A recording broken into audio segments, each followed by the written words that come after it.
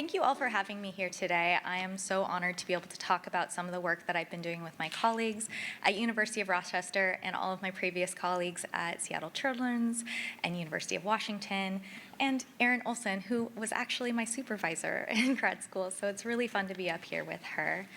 But I'm going to jump right into it because I'm cognizant of the time. So while I could spend much time acknowledging all the important aspects of, oh, and I'm sorry, I'm gonna just do this because I actually can't see. Okay, awesome. Okay, there we go. Now I can see. That's perfect. I'd like to acknowledge first the people and the lands that we work and we meet on. We're so grateful to have the opportunity to learn from them of all their experience on this land and their enduring connection to the land. I'd also like to just get us started talking about why I'm talking to you today about FASD and autism. When we look at prevalence rates, we see that both FASD and autism are highly prevalent diagnoses. They share similar rates when we look at US population estimates. However, as we look at it more, we see the complexity underneath. We know that individuals with FASD are either misdiagnosed or missing their diagnosis altogether. We also know that the community sees a wide range of co-occurrence in autism and FASD in clinical samples that ranges from 5% to 72%. That's a big range, right? That tells us that the community has an overall curiosity in the amounts of shared and different experiences that these communities experience. Lastly, we know that while there are many considerations regarding the causes of developmental diagnoses, like autism, there's currently no significant association between low levels of prenatal alcohol exposure and autism. Okay, so now that we have our foundation, I want you all to do a little exercise with me. We're gonna go on a journey in our imaginations. I want you to imagine that instead of being in this beautiful conference room with your colleagues and your friends, you're actually at an orchard, okay? In this orchard, there are different people picking different types of fruits off the trees. Some are specialized in picking apples, and some are specialized in picking oranges. Before I continue in this analogy, I want to thank Madeline for setting me up so beautifully with this orange and apple situation. It wasn't planned, I promise. So the apple pickers, they know what the apple looks like. They know how to pick it, and they know what to do with it after. Same for the orange pickers. They're great at finding oranges, picking them, and knowing what to do with them. But the apples and the oranges are intermixed in the orchard. There's the same amount of apples and oranges. So the probability that you're picking them is pretty similar. And it becomes the picker's job to know what they're picking and then what to do with it. So we start first with trying to figure out what identifies an apple or an orange. They're both fruits, they're both round, they taste good, they come from trees, we can use them in fruit salad. So let's just let fruit be fruit. But when the apple leaves the orchard, someone will plan to eat it. They'll bite into it, but what if it's an orange? Imagine biting into an unpeeled orange. Ooh, that's tough, right? So here's the problem with treating all fruit diagnoses the same. We need to know what it is to know what to do with it. So let's start by talking about what each of our diagnoses look like on their own. We'll look at diagnostic features and common characteristics to start. The autism criteria look at two main categories: social communication, which covers social skills, social communication, and relationship building; restrictive repetitive behaviors that cover interests, rituals, behaviors, and sensory. But there's other common considerations such as cognitive functioning, adaptive behavior, and executive functioning. FASD criteria, and while here I present the HOIMI criteria, I've been trained in many and they all look at very similar different presentations. We look at things like the etiology, the structure of the CNS, physical differences, as well as central memory, learning, executive functioning, and self-regulation symptoms. But additionally, we also see common considerations in language, adaptive functioning, sensory processing, and social skills. So when we line up the characteristics and diagnostic features we look for in FASD and in autism, we see it's starting to get a little confusing, right? We have definite things that we look for in criteria, which are the solid lines, but there's also the dotted lines that tell us some of the considerations that overlap. What do we do when we have a question? Well, hopefully, we go to the literature. However, when we look at the literature, we see that there's a large body of research in autism and a very growing and sizable literature in FASD, but overall, a very small direct comparison literature on where we look at autism and FASD compared to each other. So we'll break it down starting with a little bit more of a realistic chunk, because this is a lot to look at. We'll start with the overlapping characteristics. When we look at the comparison literature, we see that actually only a few of these areas are looked at, namely the language, social skills, and executive functioning and self-regulation domains. I'm going to do a brief overview of some of these comparison studies so we know where to start. So in language, we know that they're in the comparison studies, which there's QR codes because I want to really acknowledge the work of the people who have put these comparison studies together. The similarities are that there's slower rates of speech, low processing speed, and communication differences. But if we look at FASD versus autism, we see in FASD that there's challenges with narrative cohesion, which means trouble with putting together details to, shout out to John, troubles with putting together the details to be able to follow a story with the details to understand what is happening. In autism, we tend to see higher levels of what are pauses, different revisions or repetitions, or something called mazes, which means it's just something that it's hard to understand, but it kind of complexifies the speech a little bit more. We also see difficulty with mental state, meaning understanding points of views, emotion in their language. In social skills, we see similarities between autism and FASD and the differences in the quality of the social interaction, behaviors that aren't really socially accepted all the time, difficulty with peers, theory of mind challenges, difficulties with turn-taking, and tendency for sameness or withdrawal. The differences that we see are that in FASD, we see what's called a propensity for social interactions. There's a high desire to be engaged, liked, and accepted by their peers. There's also a struggle for the interpretation of complex pragmatics, reading a social situation and understanding those little nuances that help us get through. And also, we know that social interactions are really affected by executive functioning, attention, and impulsivity.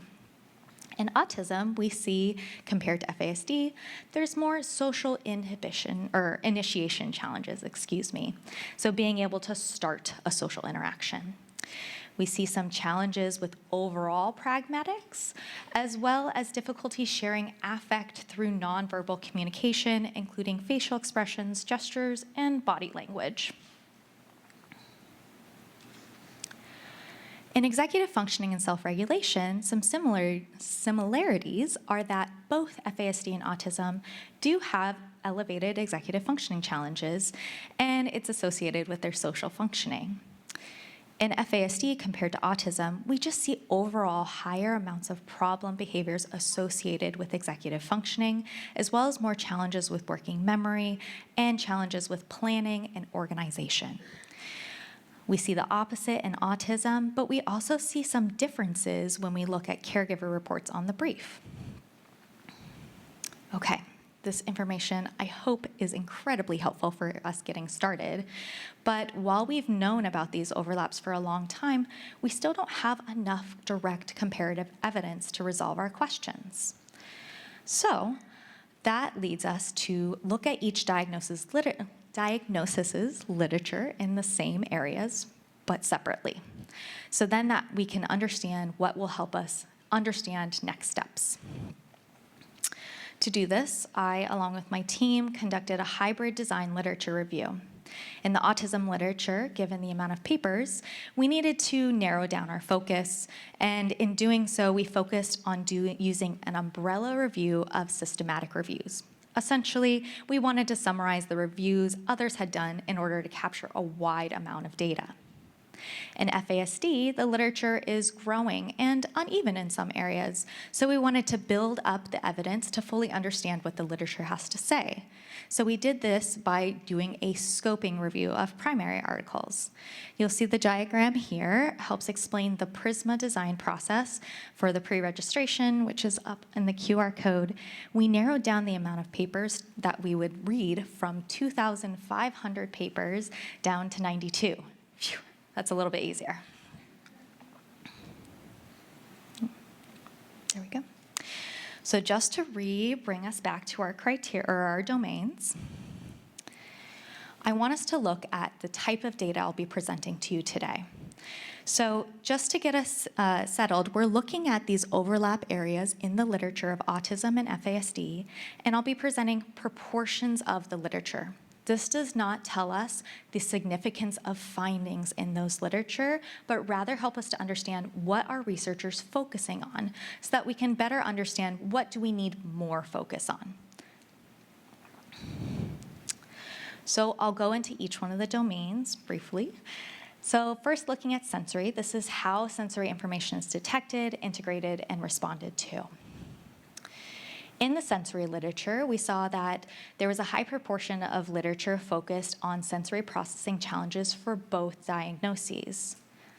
In autism, it tended to focus a little bit more on trying to understand an atypical sensory reweighting, which means how the brain chooses what sense to listen to. While in FASD, there was a high focus on sensory-seeking behaviors and also how those sensory challenges really show themselves through behaviors. In language, which is understanding and producing spoken or signed language, we saw that in both autism and FASD, similar to what I was reviewing in the comparison study, that there's speech challenges in the first couple of years of life, and overall challenges with expressive and receptive language that are looked at, as well as articulation and grammar focus. In autism, there tend to be a little bit more of a focus on the amount of papers looking at a receptive to regulation link, meaning how well does comprehension affect regulation. Whereas in FASD, there was a lot of literature focusing at overall language structure and skills, especially at those pieces I was talking about before in figurative language, word generation, and narrative.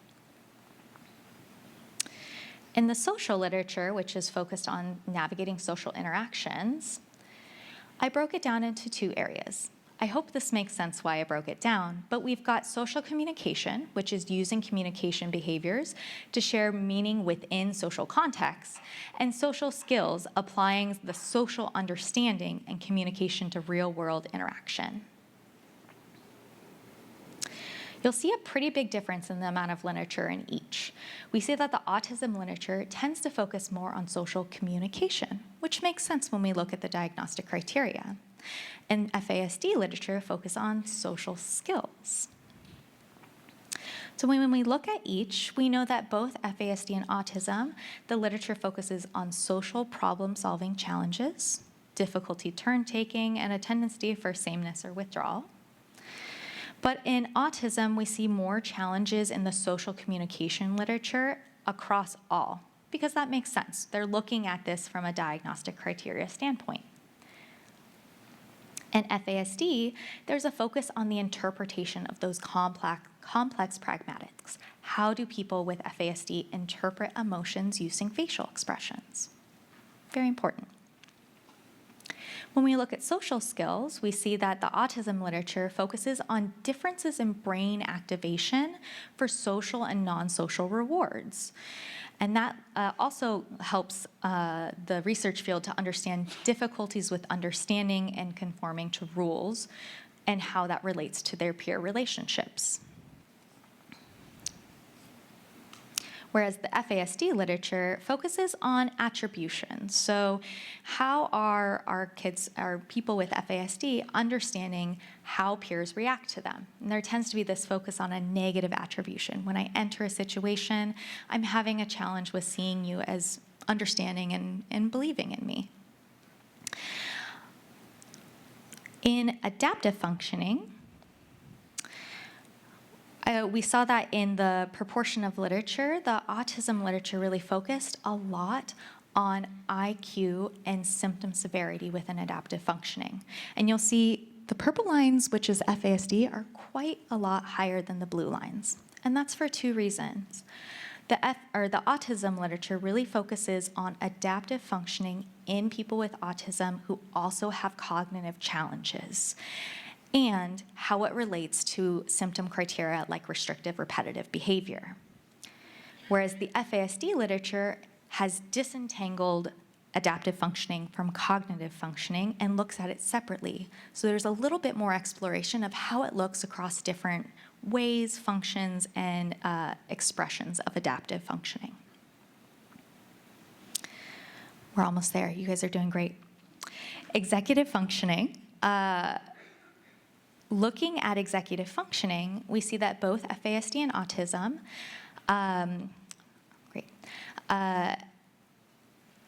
have challenges with reasoning and problem solving. Whereas in autism, we see specific challenges with, or there's more literature focused on initiation, processing speed, and cognitive flexibility. In FASD, there's more of a focus on planning, organization, and an overall executive functioning profile. Self-regulation. In autism, there's a focus on how emotion regulation is tied, again, to those symptom criteria. So tied to restrictive and repetitive behaviors and difficulty with transitions, but not really separately from that. Whereas FASD is focused on long-term outcomes, impulse control, and affect regulation. Okay, great, lots of information. What do we do with that? So I've put a table up, and I promise it will fit within the time, that colors each of these subdomains in one of three colors. The first is green. This means that we have consistent evidence across the literature. Most researchers are finding the same things, and they're using it through multiple methods: interviews, questionnaires, evaluations. The yellow boxes tell us that there's some mixed, one of the things. It might be mixed evidence where some are finding one way, another are finding another. There's a small amount of literature, or we have a study that's only using one type of assessment, so just questionnaires. And the last is blank. There's a gap here. Overwhelming table, I'll break it down. But I've put things into three columns. Autism, what we know about these subdomains. FASD, what we know about these subdomains, and comparing. In the autism literature, we're finding some pretty consistent results across areas of social skills, social communication, and in sensory. There's mixed or a little bit limited information in the areas of executive functioning, self-regulation, and language. And there are many gaps in the adaptive functioning realm. In FASD, we know pretty consistently what social skills, executive functioning, self-regulation, and sensory look like. There's growing literature in social communication, language, and adaptive functioning. And in the comparison literature, like I said before, we know some about social communication and social skills, and we really need more efforts, more focus, more funding for studies in the other domains. So that tells us a lot about what we know about each one separately and gives us a charge as researchers, clinicians, community members of what we can go out there and learn about. But what if there's an apple-orange hybrid? What happens? Because we do know that that happens. And so that's where Erin's going to come in. She's going to tell us a little bit more about our hybrids. But I hope that we can use what I've provided today to interpret current findings to help us understand what we know as a field. I'm hoping to publish on this soon, so hopefully there will be more information your way. And I'd like to be able to encourage our communities to use this information to create trainings and toolkits to help our providers and our community members understand our apples and our oranges and our hybrids. And I'd encourage our communities to also do some more research in our those comparative areas and those gap areas. Lastly, thank you so much to all of my collaborators and the neurodiversity community that helped me to see their experience through their eyes.